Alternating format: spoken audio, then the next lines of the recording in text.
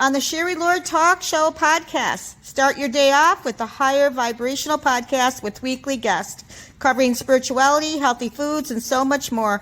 Go to SherryLoar.com for more info. Hello, everyone.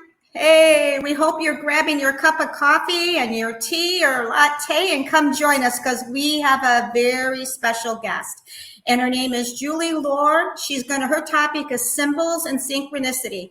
She is amazing. She has had so many books and so much teaching and knowledge that she's going to share with us with her symbols and synchronicity. And she is amazing. So what I'd like to do is just do a little introduction about her, and I'm going to play her information on the bottom as well so people can get a hold of her because you really want to know her. She is excellent at what she does. She's great. And she is an author, a speaker, a coach. Julie is a multiple national award-winning author of Goddesses for Everyday, Messengers, The Hidden Power of Everyday Things, and award-winning tarot and dream interpretations. Her work has translated into several languages. Her popular astrology columns appear in Atlantis Rising magazine for 2 decades, and she is often featured in SatyamaPublishing.com company. She leads Sacred Journeys to Egypt. Please visit her site at queensofcups.com or go to www.julieloar.com. And she's also had some near-death experience. And we really want to know a little bit more about you, Julie, and then we'll go right into the interview and the topic of symbols and synchronicity. I am honored to have you on our show.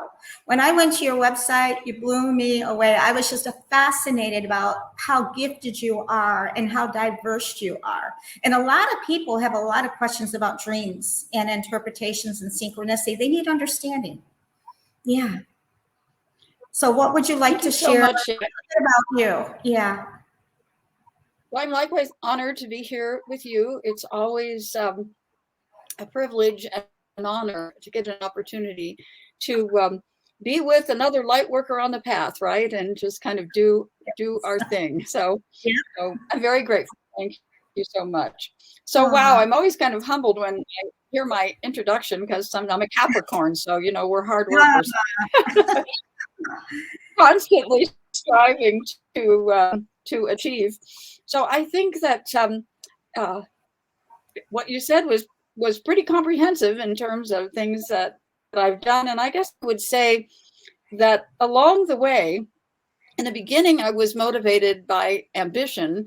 And I think now I'm almost totally motivated by service. And what I hope to do is make the world a better place, as you were saying earlier, and offer what I'm able to do to help others make the world a better place. So that's the place that's the space that I come from and my work and what I try to do. Yeah, you're very pure and very clear, and you're gifted in your field, you know, in your knowledge. So I find that you're very diverse as well, which I feel is great. What was your would you like to share with us a little bit about your near-death experience? Did that kind of help you on your path, or was that the beginning of your path?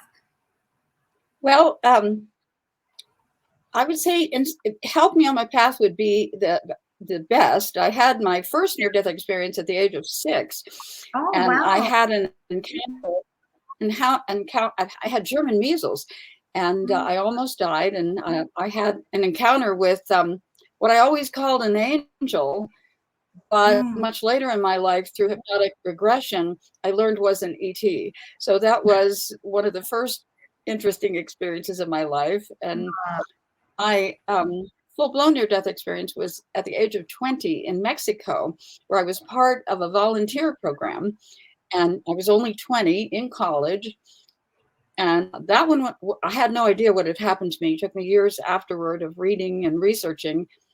People didn't even know what an NDE was at that point. You know, that was 1966. That was a long time ago. But yes, to answer your question, I would say that just kind of blew me wide open. And I spent the next 10 or 20 years reading everything I could get my hands on from every spiritual tradition in the world, everything I could find, to try to understand what happened and to try to understand a wider version of the world. And so that probably kickstarted me in many ways on my path. Wow, that's amazing. And I just want to give a shout out to Beth Perry, we want people, a lot of people watch, but we're asking, please say hi and let us know you're here. We'd love to have you come and join us on the chat as well. And going to your topic, because you have a really good topic. You know, everybody dreams, or some people don't remember their dreams. So what I think is wonderful is we have some questions that a lot of people are really curious to know about. And the first question I have for you is, why are dreams important? And it's a complex answer, Sherry. Every culture in the world, as far back as I could tell writing my book, every single culture in the world values dreams. And most of the cultures look at dreams from the standpoint of their meaning. But what science is discovering, because sleep loss and sleep issues are practically a pandemic of their own in our culture. So there are sleep clinics that are developing in many places. And what the research is showing is not only is sleep as important as food and water, but so are dreams. And even though these clinics don't look at the meaning of dreams, what they're learning is that if they wake people up in a dream, or that people don't get enough dream time, that they develop like neurosis and symptoms and all sorts of problems in their waking life. Turns out we all dream 2 hours every single night, whether we remember it or not. And so obviously that much time is not worth it. And probably I'll answer in more detail, maybe another question that someone will ask. But it's a tiny percentage of our dreaming that's worthwhile. And the ones that we remember, we should pay attention to. Wow. I mean, that's good, because a lot of people need to understand dreams. I think, you know, that's very important, because they get mumbled sometimes, and sometimes they're very clear. Are there different types of dreams? Yes, there are. And in my work, I've been working with dreams for more than 50 years and teaching about it. And I pretty much divided them into 3 easy categories. The first one I call feedback dreams, and they're a little bit like the rumble strips on the highway when we've kind of gone off course a little bit and to be kind of jostled back. And they're like mirrors that show us where we might need to adapt or do something different in our waking life. The second type, and those are the most, maybe 75%. The next type of dreams I call encouragement dreams, and they have a similar purpose, but they kind of give us a positive message when we doubt ourselves, or when we're feeling, oh, I can't really do this, and I need a pat on the back. And those are probably another 20-some%. The third category is a very small percentage, and they're often called big dreams. And those are really spiritual dreams, really powerful dreams. Most of us only have a few over the course of our lifetime, but we remember them as if they happened that morning. And they're usually very powerful connections with our own spiritual guidance. So basically those 3 categories. Oh, wow. No, that's good to know. I mean, we love the information because it gives people understanding. Many people seem to dream of flying or falling. Are these common things? They are. And they don't know why. Yeah. They really are. And Carl Jung, the famous Swiss psychiatrist, called these common themes, he called them motifs, which I like that word. And so there's 8 of them, if I can remember all of this: flying and falling, being vulnerable, like finding yourself naked in public or something, feeling like you're not ready to make a performance, or running to catch the bus or something like that. Climbing is another really common dream motif. And so some people find themselves climbing a mountain or stairs or something. Having your teeth fall out is another, or something about teeth is another really common dream. And so, you know, did we make a biting comment, or are we biting off more than we can chew? And another one is unable to, like, make a phone call. And now in today's world, it would be sending a text or sending an email. And so those are since, I think I got all 8 of them. And everybody at some point has had one of those. And that's why they're really common. And I think speaks to the common nature of our human condition in some way, that we all face these issues. Wow, that's interesting. That is very, very interesting, because I know a couple of times, people have told me, they were walking and they looked naked. They didn't know why, or they were falling, off a cliff and they don't know why, so it was really interesting. Absolutely. That's really good information. Thank you. Oh, you bet. It's all covered, in my book, and how somebody might look at that and so on, and what that might mean in our waking life. Because once again, as I said, most dreams are talking about what's happening right now. They're in essence a feedback mechanism of what happened today or yesterday, and how are you dealing with that, because it usually reveals a deeper pattern in your life. Oh, wow. That's good to know. We talk about your book. So your book is titled Symbol and Synchronicities. What exactly is a synchronicity, and how does it relate to dreams? Because people don't understand synchronicity. They know things kind of connect, but a little bit more in depth on that. Well, it's so interesting. Of course, once again, mentioning Carl Jung, I tell a story of a very famous incident that happened in his book, which I think illustrates the idea, and kind of, in a sense, is the basis of what inspired me to include that in the book. He had a patient who, for whatever reason, they couldn't seem to break through, and she always knew she had the right answer to everything. So one early evening, he's working with her, and she's telling him about a very strong dream she had the night before. And in her dream, someone gifted her with a very expensive Egyptian scarab piece of jewelry.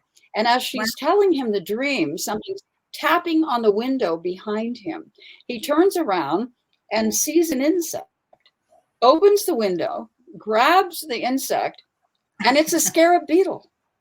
Oh my gosh. So he hands it, right. So he hands it to the woman and says, "Here's your scarab." So that's an example of a very powerful synchronicity, which he coined the term from 2 Greek words that mean together in time. And it was so powerful, it just kind of broke her open and she could begin. So a synchronicity is something that happens at a moment where the fact that it could just be a coincidence is so impossible. And the response that the person has is so powerful that they know it's a moment of guidance. It isn't just a random coincidence. And the word means together in time. And so, like I say, that's a very powerful example where this woman had this dream about a scarab, and then here comes one to be handed to her in her waking life. And so they're amazing experiences. And this is not exactly part of the question that you asked, but I think it's so important. Quantum physics today is really almost blending in its language with metaphysics, and that whole language is becoming more spiritual. And so what I have come to believe, and in my book, I've got a chapter about this, that we exist as part of this universe, this field, and these experiences, this guidance is open to us all the time, whether we're waking or sleeping. And dreams are one form of guidance. But when we begin to open, and Sherry, you know this better than anyone, then the guidance begins to appear symbolically, literally through people or examples in our waking life. And so we begin to have more of these experiences. So that's the idea, that when we're awake and open, guidance is available to us all the time. Absolutely. This is really good information and more in depth. This is really good. And we just want to give a shout out to Kathy Thorsten, who's joined us, and Ben Jenkins, who's here. So thank you, and make sure you can chat. Thank you so much. And the other thing is, can you explain more about the nature of symbolism and how that affects our understanding of dreams and messages from synchronicity? It's an interesting topic. Symbols, and I, of course, didn't make this up. It's been said for a long time. Symbols are something that, in a sense, bypasses our logical mind and kind of goes straight through the right brain to our understanding. Some maybe humorous ones would be like Mickey Mouse ears. Okay. We know what that represents, or McDonald's arches, or the symbols of sports teams, for example, or in a religious sense, people associate a cross with Christianity and a six-pointed star with Judaism, for example. And so those symbols mean something automatically without a word. We see it and we know what it means. Like we might think of a Christmas tree or a Valentine heart, any of those. We can see the symbol, we don't need to read the word. And dreams and synchronicity speak in the language of symbols. So when we're working with a dream, everything in the dream, I like to call them the nouns, the people, the places, the things, are symbols. They're a language that speaks to us. And so it's up to us to learn our own language. And that takes a little bit of work, but it's fun to understand. For example, one person might dream of their grandmother with whom they had a really wonderful experience in their life, or they might dream of Uncle Harry, who they thought was kind of a jerk. And so if those characters appear in a dream, they have a different significance. We might dream of our childhood home or a happy Christmas morning or something like that. Or we might dream of walking in a rainstorm, and in our waking life, we're facing an emotional upset. But the idea is that whether it's in a dream or a waking synchronicity or something else that's happening to us, we can know what it means without trying to dissect the word. Does that make sense? Yes, it does. Yes, it does. You have that knowing, you just know when it presents, absolutely. And, something else, you describe and illustrate something you call the anatomy of the psychic in your book. Can you explain how that relates to the nature of guidance and working with dreams? Right. I'm sorry I didn't send you that image so you could put it up. It's really kind of simple, although I had more of an understanding myself through meditation and guidance while I was writing the book. So most people are familiar with the idea that our psyche, our consciousness, is divided into what's usually called conscious, subconscious, and superconscious, or soul, or spirit. And uh, I renamed them in the course of the book because I always felt that subconscious was kind of demeaning and hierarchical. And so instead, I call them like our waking conscious, our para-conscious, which comes from Greek, the same place we get parallel, and it means side by side. And so I have come to think of that part of our psyche, our consciousness, as more like a twin, and having an understanding of more how it works. And then the third aspect, whether we call it our soul, our higher self, our spirit, I renamed metaconscious because that's Greek for transcendent, and it means the higher aspect. So they operate in a sense like a trinity. And I think we can learn to cultivate more of a communication between those aspects and learn how they operate. Often our highest guidance comes from the level of our soul through our paraconscious, formerly subconscious, to our waking conscious. And we can learn to have much more of a flow in that regard. And I believe when we learn to work more uh, with more intention with our what I call paraconscious, that what begins to happen is miraculous. And once again, Sherry, you know this from your own work with guidance and how this operates. When we know how we're guided and we leave those circuits open, the information, the guidance, the love we receive is nothing short of miraculous. And we learn that we don't have to work with just the limited waking consciousness that doesn't have access to all the rest of this information. That's true. Yeah, it's really, really true. The other thing about the dreams, and this is, I've had a lot of clients with this, and we've all had experiences. So, what about nightmares? Is nightmares past life and current? What is nightmares? Can you give us some examples of that? What do they mean? Sure. Are they helping through something? What is that? Well, it's interesting. I have to say the word first comes from the Greek. There was, before the winged horse Pegasus, there was an earlier female winged horse named Aganippe. She was the original nightmare who came to people while they slept and took on fantastic journeys on her winged horse body. So that's the origin of the term. But in modern parlance, what I believe, and I believe most people who seriously work with dreams, what we call a nightmare is like an urgent message because we've ignored all the rest of the messages that have come. And one example that I write about in my book is a man who was a 2-pack-a-day smoker, and he had a dream, a nightmare, in which he was shown his chest x-ray, and he had advanced lung cancer. And in the dream, in the nightmare, he felt that he wasn't going to live, that he wouldn't see his children grow or his grandchildren. But when he woke up, he thought, I'm not dead. I can still change. So he quit smoking and got healthy. So that's a dramatic example. But I believe that nightmares are, to kind of sound contradictory, like a wake-up call that's saying, you're not listening to your guidance, and you need to make some different choices. And I think that's their purpose, not to frighten us, but to kind of give us a shock that says, you haven't listened.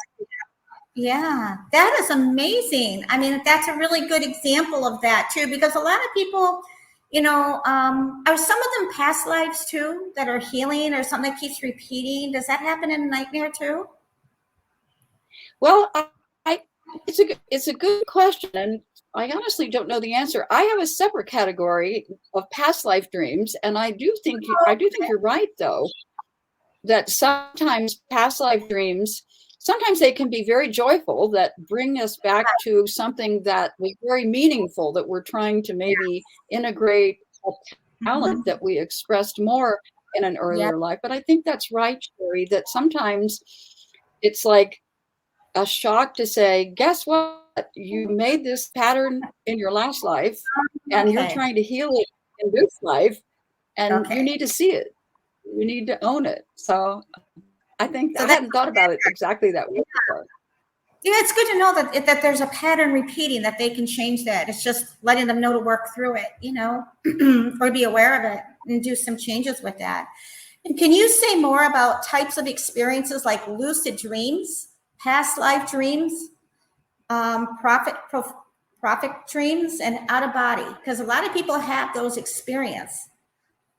Yes, and that kind of that speaks a little bit to what I was saying before about this quantum reality in the universe, where we're a whole lot more than how we experience ourselves in our dense 3D bodies in our waking state. Lucid dreams are really interesting. In the Tibetan tradition, they have a whole tradition called dream yoga, where they teach people to dream more lucidly, because they believe the quality of a lucid dream is what we experience right after death, in what Tibetans call the bardo. An out-of-body experience, is really just that. And I give some examples, but many people have told stories, for example, of like they were having surgery and they could see their body on the operating table. They could hear what the doctors were saying, and then they would go to another part of a hospital and visit it. And later when they woke, it was verified. And there are also lots of experiences that people have talked about where someone, a relative or someone close to them, visited them in a dream. And later, when they woke, they learned that that was the time of the person's death, and they had come to say goodbye. And what's lucid dreams, out of body, near death experiences, prophetic dreams. Yeah. So there's a list of famous ones that I have in the book. Abraham Lincoln famously dreamed of his death before it actually happened, and Julius Caesar dreamed of his death.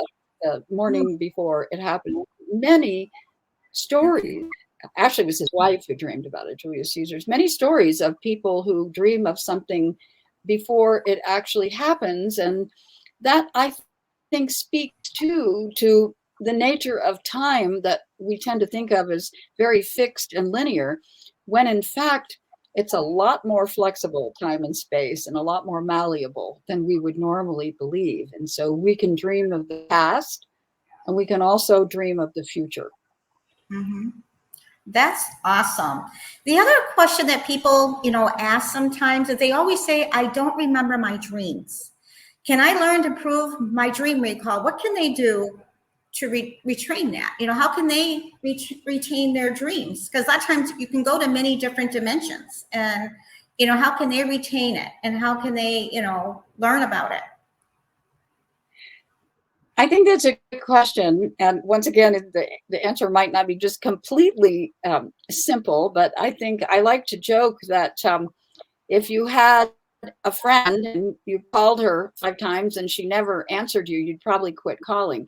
And I think our our psyche is a little bit like that if we're not paying attention or answering the messages. So I think commitment and taking some action is important. Having a dream journal, it can be a simple note, a spiral notebook, and intending to listen to the dreams that are important. As I said a little while ago, if we all dream 2 hours every night, think about that's 60 hours a month. I mean, nobody would have time to work with that. And I think according to the research, we all have like basically 5 sleep cycles every night, where we go from a light trance into deep sleep, back up to dreaming.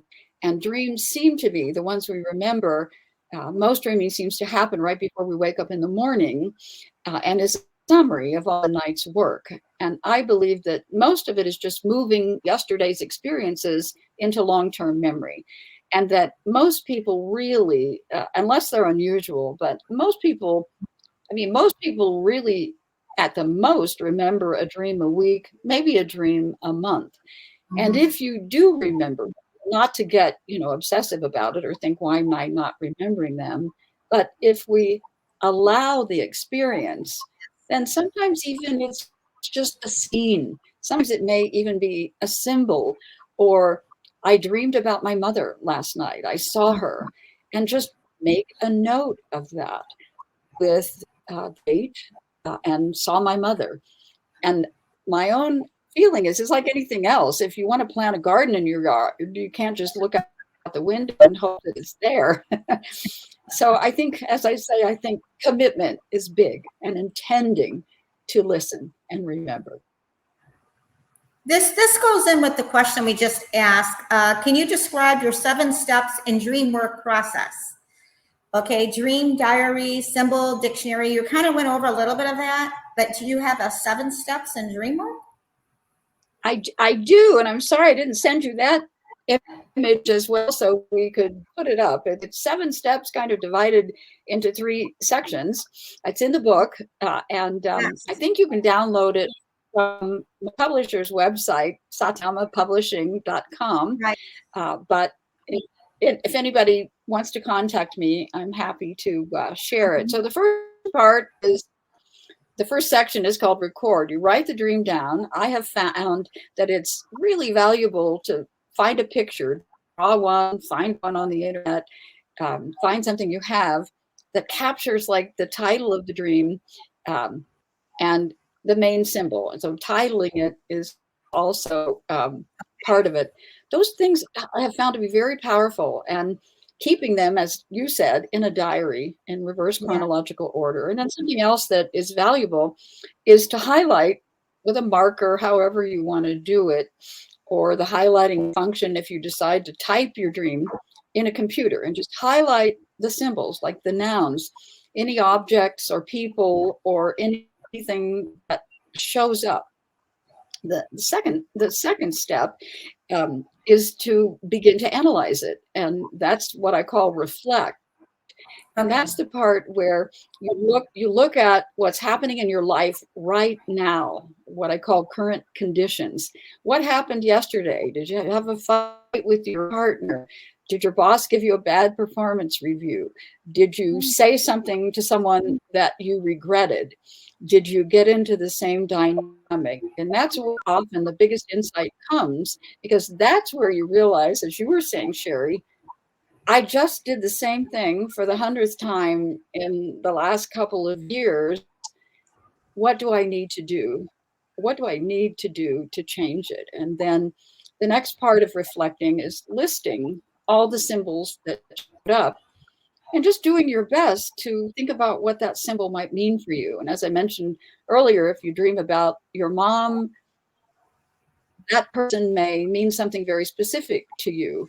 If you dreamt about like an animal, you could have dreamt about a pet that you had in your childhood, and that brought up both feelings of love and loss. And what does that mean? And so that's that part. And the seventh step, I call, now I'm forgetting the word, it's another R, but that's where you commit to doing something, making some small change that, even if it's tiny, something that you can do or think about or promise or go apologize to the person that you maybe said something you regretted about. And that way you can know, you can say, and even if it's a tiny thing, it can have a great deal of power. And so that's the seventh step, and that you can promise to do something that might make a difference. But I would say, having said all of that, and I think some feedback that I get is that it feels like too much, or don't want to take the time, or it's too hard. And so certainly not all dreams are worth it. But that 7-step process came to me in a dream, and I have found and I interpret 7 dreams in the book using the process. And as I said, I certainly don't work with every single dream, and some dreams only get a title and a date and maybe what the image was. And some dreams I just might do hen scratch, some small thing. But then there might be dreams every month or two that I definitely remember, and I might want to sit with it for an hour and go through all the 7 steps. And in my case, I might even type it up and put it in my journal. And dreams are the gift that gives on giving. I don't know what it was that ever said that in a commercial, but it's that way, because it's so important to remember that this is guidance tailored just for us. It's not for anybody else. This is our own soul or spirit speaking to us.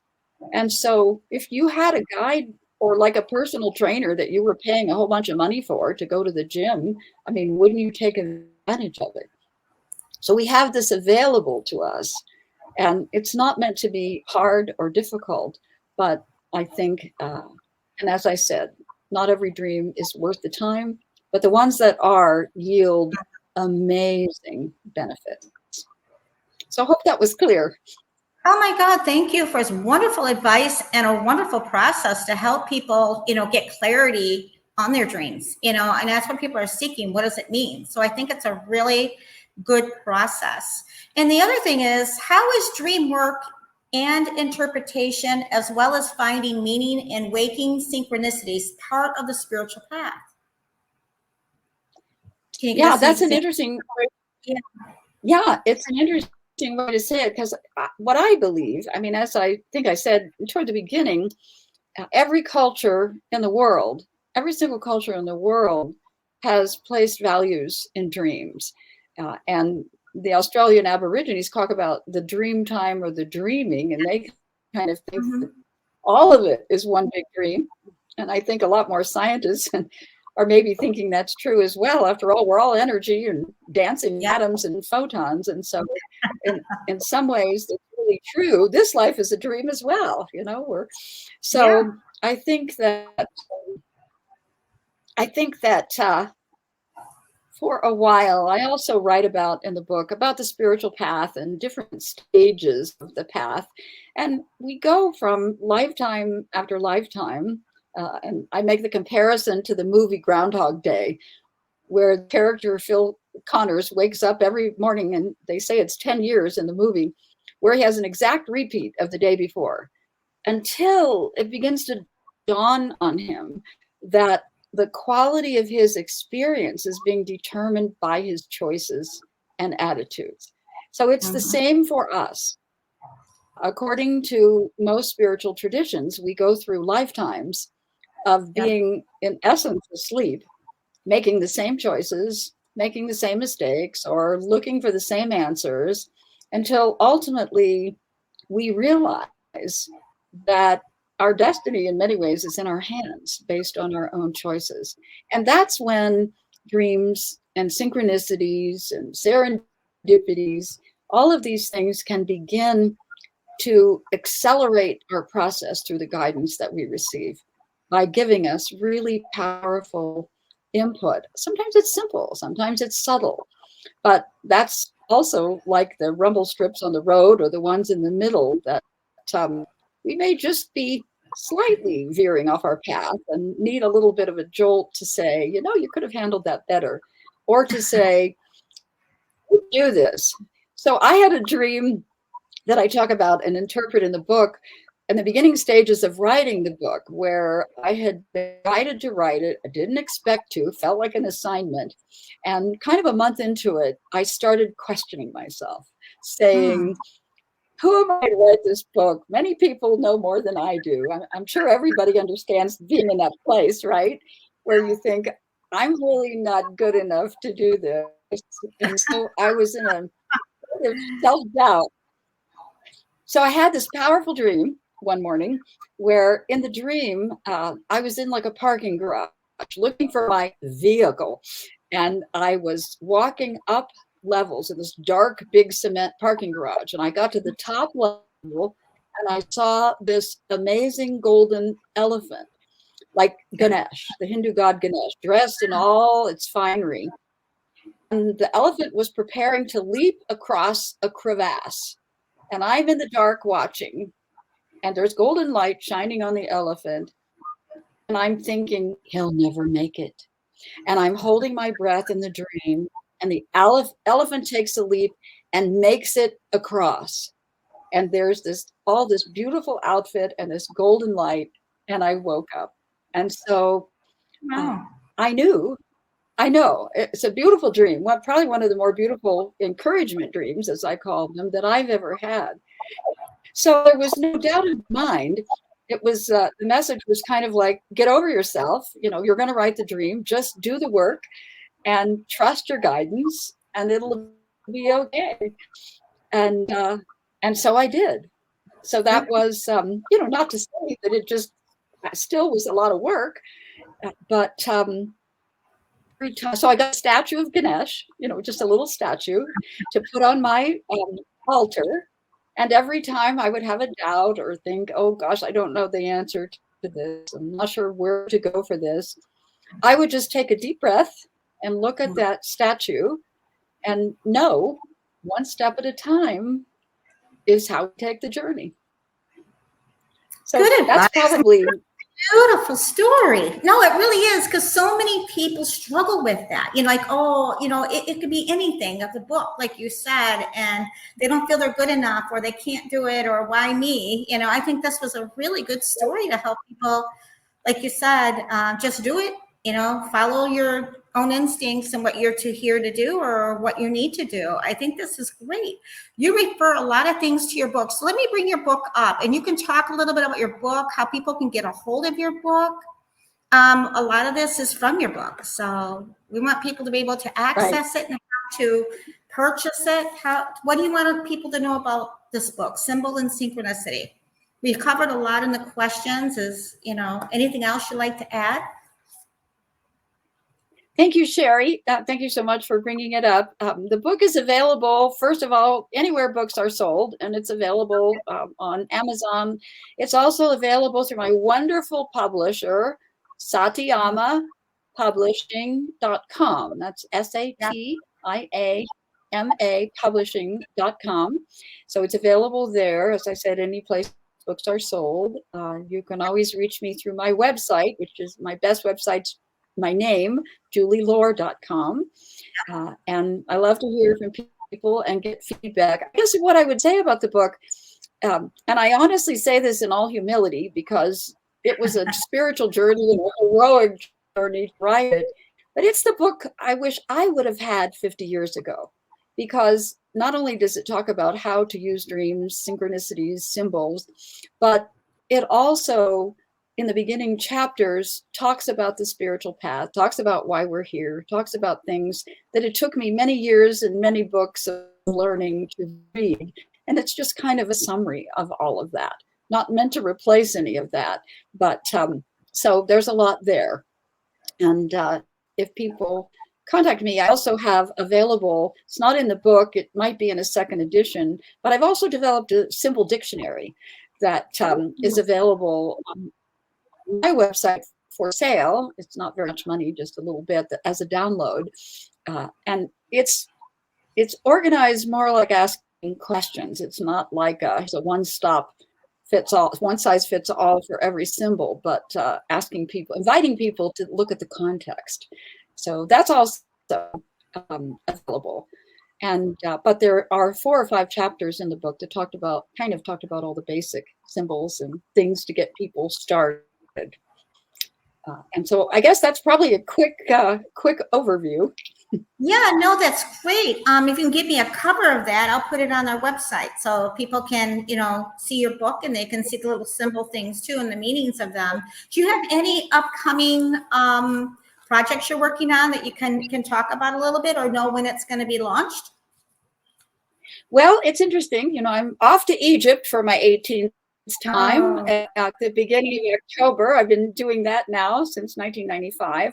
And I'm working on a couple projects with Satyama. I'm going to do a second edition of my first book, which was a novel about ancient Egypt and Atlantis. And hopefully that will be available through Satyama before the end of the year. And she's taking on one of my other projects. The articles I wrote for Atlantis Rising are now in 2 books, a Skylore anthology. And so hopefully those will be available very soon through Satyama. So busy. And Yeah. I hope next year to start a book about past lives, future life, and present life, and how all of that weaves in together as a story of our soul and how we move through time and space and learn our lessons. So that's a lot, right? Absolutely. It's amazing how much you've accomplished and what you've shared with the world. We think it's wonderful. You're just amazing, and we just love having you. We'd love to have you back. And it would be nice to talk about Egypt at one time. Your experiences there would be amazing, and you do retreats there too sometimes. Do people can join a retreat? Do you ever do that? Go on them. I haven't done a retreat. These are more tours for people to experience the temples and tombs and pyramids, and people who haven't been. So like I say, this is my 18th time to take a group. And so my parents told me I was interested in Egypt from the age of 3, when they would find me asleep on Uncle's National Geographics. So it's interesting, isn't it, Shirley? I'm sure that's been true for you as well, right? Of what you've been drawn to. And absolutely. A lot of lifetimes there, and a lot of memories from my own tuning into it. And absolutely.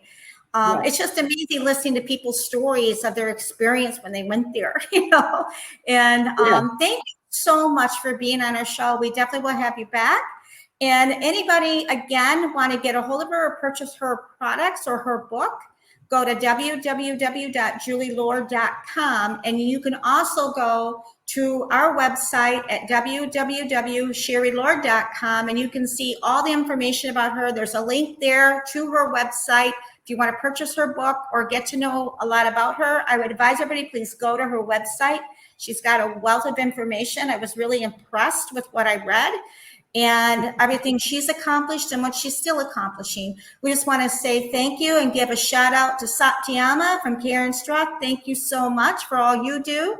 And they have a Facebook page, and they also have a website online store. So check them out. This is amazing. And we want everybody to know to please go to our website for upcoming guest speakers that are coming. Go to www.sherryloar.com. I'm also doing my first webinar, so you can check that out if you're interested. And then just love everyone and thank everybody for joining us and all the people with the chat. But there's one thing I did forget that I don't want to let go, because two people had questions. I know I'm ending it, but I really, Kathy from Thorsten from Cedar, Michigan, you have practically answered this, but if there's anything you want to add to it, because I did forget to add them, and I do want to do that. In your book, that our guides are powerful, working with us in our dreams. Are there words you might ask, recommending saying before bed, requesting assistance, any advice to better recall our dreams? Is there anything that you can offer people to recall their dreams, like before they go to bed? Can they have a statement? I think that's the question. Oh, I think that's a great question too. And it could be personal, but I think just the intention to reach out to your guides and say, if it's in my best interest, give me a dream that I will remember in the morning. Because not every single night, it may be something specific. One of the last chapters of my book, I give specific instructions of how to create your own personal dream oracle temple. So that could answer as well. Absolutely. And we have one other question from Beth Perry from Michigan Waterford. And her question was, how do we interpret continual repeating numbers? People get numbers a lot. They'll see like 555, 111. How can they interpret that? That's also a great question. I do talk about that in the book as well. My own personal feeling about that is that when you're constantly receiving those kinds of numbers or spiritual numbers, mine was 444, it's an indication. It's like a call or a text from your guidance or your angels saying, we're here, pay attention, listen to us. And if you keep getting it, there may be a message you're not listening to that you need to maybe sit down with a journal and just ask the question and see what answer comes, or ask for a specific dream about what you need to know most. But good job. You're getting guidance. Thank you so much, Julie. Like I said, go to julieloar.com for more information, and you're just gonna love what she has to offer and what she does. And it's just wonderful to read up on her and to purchase her products and see if there's anything else going on that she might be offering. Thank you so much, Julie. We so appreciate you. And we're just saying thank you to all who have joined us and who's watching, and those who chatted. We'll see you next week. Go to www.sherryloar.com for upcoming guests coming in. And if you want to be a guest on our show, thank you so much, everyone. And thank you personally, Julie Loar.